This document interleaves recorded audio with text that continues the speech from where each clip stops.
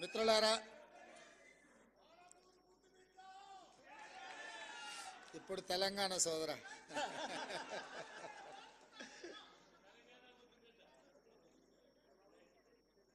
Jawahar Lal Nehru journalist society ఆధ్వర్యంలో ఆనాడు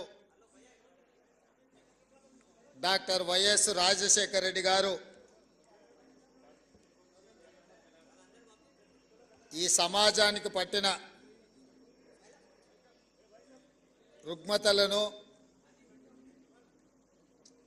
అనుభవిస్తున్న సమస్యలను పరిష్కరించే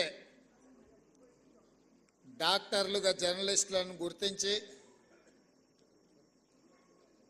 సమాజానికి చికిత్స చేసే డాక్టర్లు అనారోగ్యానికి నిర్లక్ష్యానికి గురైతే అది సమాజానికి నష్టము అన్న ఆలోచనతో ఆనాడు జర్నలిస్ట్ మిత్రులందరికీ కూడా ఇంటి స్థలాలు కేటాయించాలని డాక్టర్ వైఎస్ రాజశేఖర రెడ్డి గారు శ్రీమతి సోనియా గాంధీ గారి నేతృత్వంలో నిర్ణయం తీసుకోవడం జరిగింది. సరే, ఆనాటి నుంచి ఈనాటి వరకు జరిగిన పరిణామాలు నేను పెద్దగా వివరించదలసిన అవసరం లేదు, మీకు అందరికీ తెలుసు. కానీ ఈరోజు ఒక పండగ వాతావరణంలో 1100 మంది జర్నలిస్టు కుటుంబ సభ్యుల సమక్షంలో నిలబడి ఈ సమస్యకు శాశ్వత పరిష్కారం చూపించిన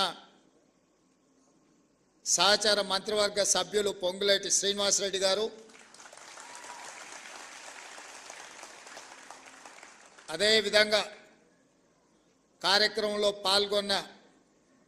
సహచార మంత్రివర్గ సభ్యులు పొన్నం ప్రభాకర్ గారు,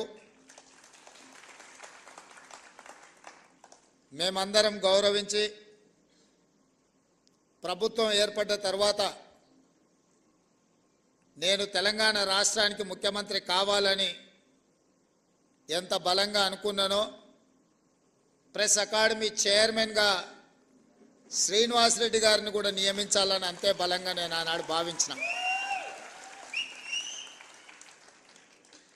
ప్రెస్ అకాడమీ చైర్మన్గా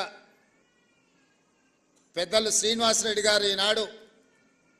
ఈ కార్యక్రమాన్ని ఏర్పాటు చేసి ఇందులో పార్లమెంట్ సభ్యులు చామల కిరణ్ రెడ్డి గారు, శాసన సభ్యులు మల్రెడ్డి రంగారెడ్డి గారు, వేం నరేందర్ రెడ్డి గారు, నగర ప్రథమ పౌరురాలు గద్వాల విజయలక్ష్మి గారు, అదేవిధంగా డిప్యూటీ మేయర్ శ్రీలత గారు,